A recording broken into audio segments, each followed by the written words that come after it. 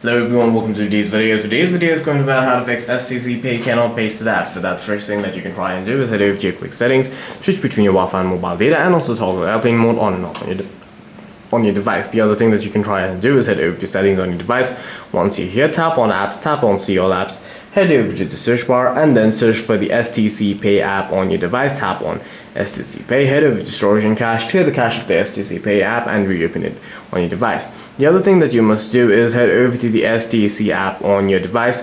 Once you're inside the STC Pay app, what you must do is make sure that your KYC is verified. Also make sure that there are no transaction limits set on your account, and you must also make sure that your account has enough balance.